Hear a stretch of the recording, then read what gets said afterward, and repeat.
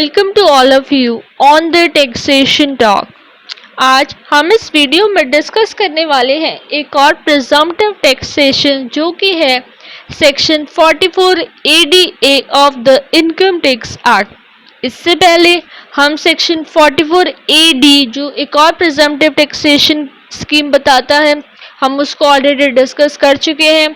आज हम section 44 ADA discuss करने वाले हैं जो प्रोफेशनल्स के लिए है।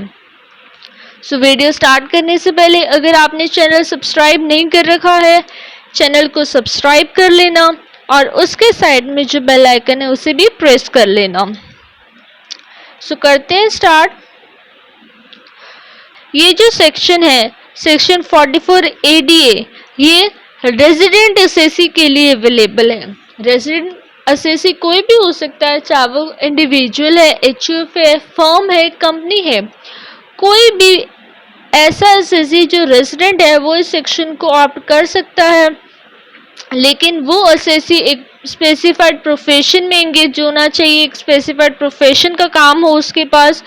कौन सा प्रोफेशन? वो प्रोफेशन जो सेक्शन 44 AB में स्पेसिफाइड है। सेक्शन 44 AB में जो स्पेसिफाइड प्रोफेशन है वो आपको स्क्रीन पे व्यू हो ही रहे होंगे। Legal, medical, engineering, architectural, interior decoration, authorise representative, film artist, technical consultancy, information technology, company secretary, ये सब लोग जो एक स्पेसिफाइड प्रोफेशन में, इन पर्टिकुलर प्रोफेशन में एंगेज हैं वो इस सेक्शन को ऑप्ट कर सकते हैं। और एक और कंडीशन है, उनकी जो ग्रॉस रिसीव्स है from their business means from this profession वो एक्सीड नहीं करनी चाहिए 50 लाख रुपीज से। मीन्स अगर उनकी gross receives up to 50 lakh rupees है तो वो इस सेक्शन को ऑप्ट कर सकते हैं, अपनी इनकम को सेक्शन 44 ADA में दिखा सकते हैं। लेकिन अपनी इनकम कितनी दिखाएंगे वो? तो मिनिमम उन्हें 50% ऑफ द ग्रॉस रिसीव्स अपना प्रॉफिट दिखाना होगा। मिनिमम जितना आपने अर्न किया आपको एक्चुअल ही दिखाना है, लेकिन मिनिमम 50% प्रॉफिट आपको दिखाना है, तभी आप इस स्कीम में जा सकते हैं। और 50% प्रॉफिट दिखाने के बाद आपको कोई फर्दर और डिडक्शन नहीं मिलेगी, चाहे इन रिस्पेक्ट ऑफ कोई रेंट है, कोई डेप्रिसिएशन है, कोई सैलरी है। इसके बाद आपको कोई डिडक्शन नहीं मिलेगी। आपका 50% प्रॉफिट ऑफर होगा या जो भी आप दिखाएंगे मिनिमम 50% है। बाकी अगर आप ज़्यादा आपको प्रॉफिट हुआ है तो आपको ज़्यादा दिखाना है, आपको अपना एक्चुअल प्रॉफिट दिखाना है फिर, और वो प्रॉफिट आप टैक्सेशन के लिए ऑफर करेंगे। उसके बाद आपको कोई फर्दर डिडक्शन नहीं मिलेगी। ऐसा मान लिया जाएगा कि आपको सारी डिडक्शन ऑलरेडी मिल चुकी हैं। और जो भी डिसअलाउंसेस होते हैं एक एसएससी के ऊपर कि आपने टीडीएस डिडक्ट नहीं करा या आपने प्रिस्क्राइब लिमिट से ज़्यादा कैश में पेमेंट कर दी, वो कोई भी डिसअलाउंस नहीं होगी आपकी। ऐसा मान लिया जाएगा कि आपकी वो सारे डिसअलाउंसेस ऑलरेडी हो चुकी हैं। लेकिन एक और चीज़, चाहे ये सेक्शन में डेप्रिसिएशन आपको नहीं डिडक्शन देगा, मीन्स आपको अलग से डेप्रिसिएशन की डिडक्शन नहीं मिलेगी, लेकिन आपको अपनी एसेट्स का WDV चार्ट हमेशा प्रिपेयर करते ही रहना है। आपको उसके अंदर प्रॉपर डेप्रिसिएशन हटा के जो WDV आपकी कैलकुलेट करनी है वो करनी ही करनी है, ताकि इन केस इन फ्यूचर अगर आप इस प्रिजम्पटिव टैक्सेशन में इस 44 AD को छोड़ के प्रॉपर बुक्स ऑफ अकाउंट्स बनाने लगते हो तो आपको यही वाली WDV जो आप अब यूज़ करते आ रहे हैं, आप कैलकुलेट करते आ रहे हैं, यही आपकी फ्यूचर में यूज़ होने वाली है।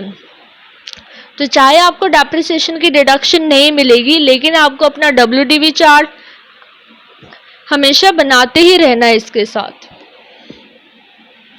नेक्स्ट है कि इनको एडवांस टैक्स कब कितने टाइम में पे करना है।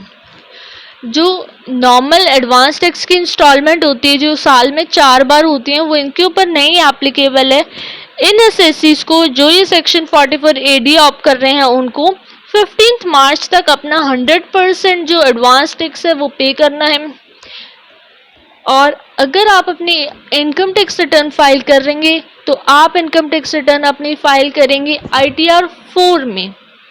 और ITR 4 में और भी स्पेसिफाइड क्राइटेरिया हैं कि कौन से केसेस में ITR 4 नहीं आता, कि इन केस आपकी टोटल इनकम 50 लाख से ज़्यादा होती है तो आपकी ITR 4 नहीं है आपके लिए एप्लीकेबल, या आप किसी कंपनी में डायरेक्टर हैं तो ITR 4 एप्लीकेबल नहीं है।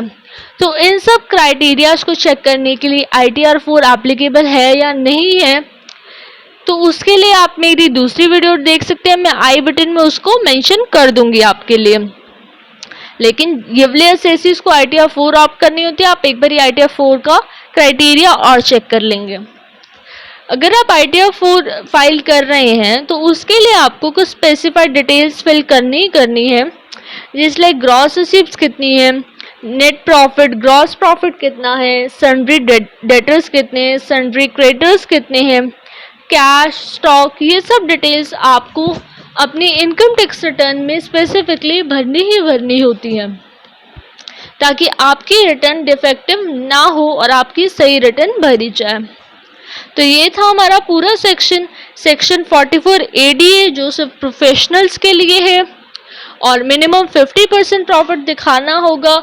और आप ये सेक्शन तभी ऑप्ट करेंगे अगर आपकी ग्रॉस रिसीप्ट्स 50 लाख से ज़्यादा नहीं है। और एक और इम्पॉर्टेंट बात कि अगर आप इस स्कीम में जाते हैं, आप अपने इनकम को सेक्शन 44 ADA में शो करते हैं, तो आपको कोई बुक्स ऑफ अकाउंट्स मेंटेन करने की ज़रूरत भी नहीं है। लेकिन अगर आप अपना प्रॉफिट लेस देन 50% दिखाते हैं, कि आप कहते हैं कि मेरा तो प्रॉफिट लेस देन 50% हुआ है और मैं इतना हाई टैक्स नहीं पे कर सकता ऑन द 50% इनकम, तो आप अगर लेस देन 50% प्रॉफिट दिखाते हैं और आपकी इनकम मोर देन है बेसिक एग्जेम्पशन लिमिट जो होती है 2.5 लाख, 3 लाख और 5 लाख है, अगर आपकी इनकम उससे ज़्यादा है तो आपकी जो है ऑडिट होगी अंडर सेक्शन 44 AB, मीन्स आपकी एक balance sheet profit and loss बनाया जाएगा जिसमें CA साइन करेंगे, मीन्स CA से जिसकी ऑडिट होगी।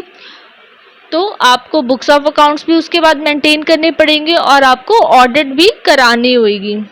सो होप सो मैंने कोशिश करी है कि मैं आपको ये सेक्शन पूरा कंप्लीट समझा पाऊँ, और आशा करती हूँ कि आपको ये सेक्शन समझ में भी आ गया होगा। So thank you so much for watching this video.